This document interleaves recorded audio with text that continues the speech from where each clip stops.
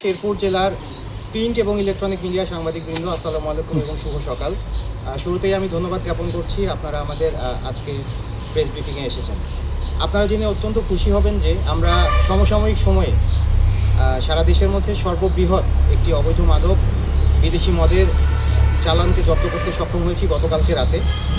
আমরা গোপন সংবাদের ভিত্তিতে তথ্যপ্রাপ্ত হই যে শেরপুর জেলার ঝিনাইগাতি থানার সীমান্তবর্তী এলাকা থেকে একটি বড় অসাধু মাদক পাচারকারী চক্র তারা বিভিন্ন অভিনব পন্থা অবলম্বন করে সীমান্তবর্তী এলাকা দিয়ে মাদক পাচার করে এদেশে নিয়ে আসে এবং বিভিন্নভাবে হাত ঘুরিয়ে তারা ঢাকা মহানগরী সহ দেশের বিভিন্ন বড় বড় শহরগুলোতে তারা সরবরাহ করে আসে।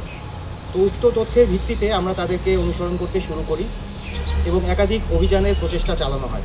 পরবর্তীতে তাদের সকল তথ্য যাচাই বাছাই এবং তথ্য প্রযুক্তির সহায়তা নিয়ে আমরা গতকালকে 23 জানুয়ারি 2026 তারিখ আনুমানিক রাত 8:30টার দিকে শেরপুর জেলার চরমচরিয়া ইউনিয়নের মুকছেদপুর নয়াপাড়া সাকিনস্থ এলাকা হতে একটি ট্রাক এবং 3 জনকে গ্রেফতার করতে আমরা সক্ষম হই।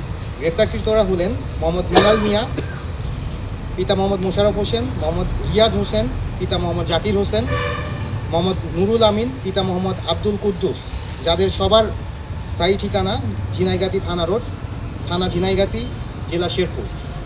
পরবর্তীতে নিরপেক্ষ সাক্ষীদের উপস্থিতিতে উক্ত ট্রাক থেকে আমরা 50 বস্তা বিদেশি মদ জব্দ করতে সক্ষম হই, যেখানে 1301 বোতল মদ ছিল এবং যার বেশিরভাগই ছিল 750 মিলির বড় বোতলটা এবং 240 বোতল ছিল 375 মিলির, যার ওজন আনুমানিক দাঁড়ায় 885 লিটারের বেশি, যা সমসাময়িক সময়ে সারা দেশের মধ্যে সর্ববৃহৎ একটি রিকভারি।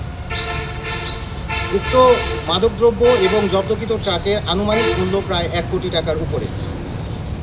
গ্রেপ্তারকৃত আসামিদের বিরুদ্ধে একটি নিয়মিত মামলা রুজু করা হবে শেরপুর সদর থানায়। গ্রেপ্তারকৃত আসামি এবং জব্দকৃত বিপুল পরিমাণ বিদেশি মদ এবং ট্রাকটি হস্তান্তরের কার্যক্রম প্রক্রিয়াধীন রয়েছে। আপনারা জানেন, র্যাব সৃষ্টির শুরু থেকেই মাদকের বিরুদ্ধে সর্বদা সোচ্চার ছিল, যার ফলশ্রুতিতে আমরা র্যাব 14 CPC 1 জামালপুর ক্যাম্প আমরা নিয়মিতই মাদক বিরোধী অভিযান পরিচালনা করছি এবং আপনারা এই জানুয়ারি মাসেই আরেকটি বড় চালান ধরেছিলাম। বাট আজকের যে চালানটাকে আমরা ধরতে সক্ষম হয়েছি, এটা অন্যতম একটি বৃহৎ একটি চালান আমরা ধরতে সক্ষম হয়েছি।